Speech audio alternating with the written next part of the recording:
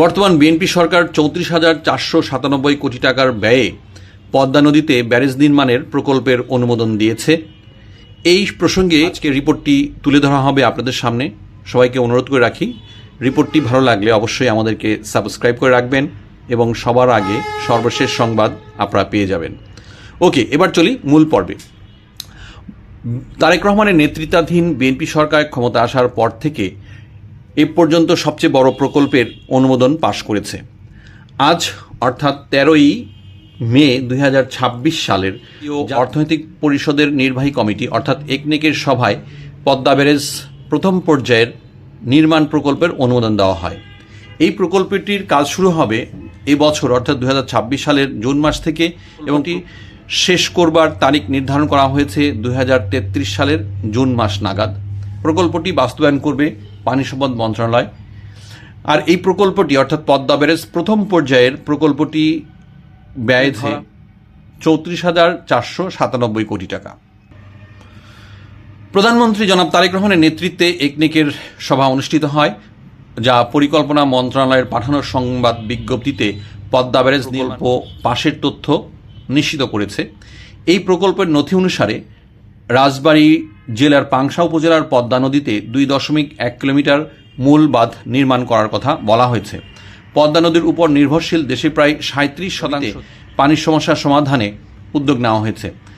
পানি প্রবাহ বৃদ্ধি করে এই অঞ্চলের দক্ষিণ পশ্চিমাঞ্চলের 5টি নদীকে পুনর্জীবিত করা হবে এবং সেই সঙ্গে কৃষি মৎস্য সম্পদের ব্যাপক উন্নয়ন সাধিত ধারণা করা হচ্ছে।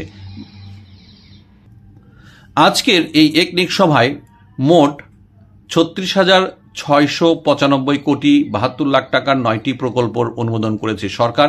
এর মধ্যে নিজস্ব অর্থায়ন অর্থাৎ সরকার থেকে যে অর্থ সরবরাহ করা হবে তা হচ্ছে 36,490 কোটি 93 লক্ষ টাকা এবং প্রকল্প বাস্তবায়নকারী সংস্থার নিজস্ব অর্থায়ন 204 কোটি 79 লক্ষ।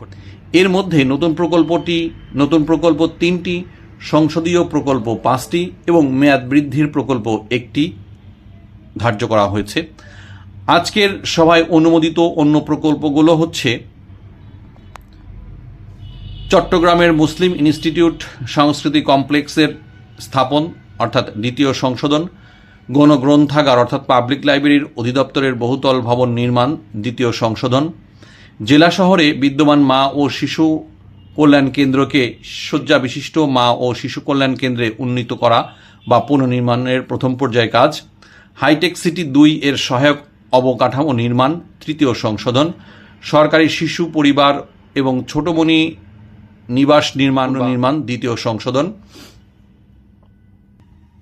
আরও আছে সাভার সেনানিবাসে সৈনিকদের আবাসন সমস্যা নিরসনে ব্যারাক কমপ্লেক্স নির্মাণ, Chattogram city outdoor ring road Patenga হতে সাগরিকা 5ম সংশোধনী নির্মাণ, ময়মনসিংহ কম্বাইন্ড সাইকেল বিদ্যুৎ কেন্দ্র গ্যাস সরবরাহের জন্য ধনোয়া থেকে ময়মনসিংহ পর্যন্ত গ্যাস পাইপলাইন নির্মাণ প্রকল্প 1ম সংশোধন। এই সমস্ত 9টি প্রকল্পগুলো আজকের একনেক সভায় উঠানো হয় এবং সংশোধন, তারপরে হচ্ছে মেয়াদ বৃদ্ধি এবং নতুন প্রকল্পের অনুমোদন দেওয়া হয় তারেক রহমানের নেতৃত্বে একনেক সভার বৈঠকে।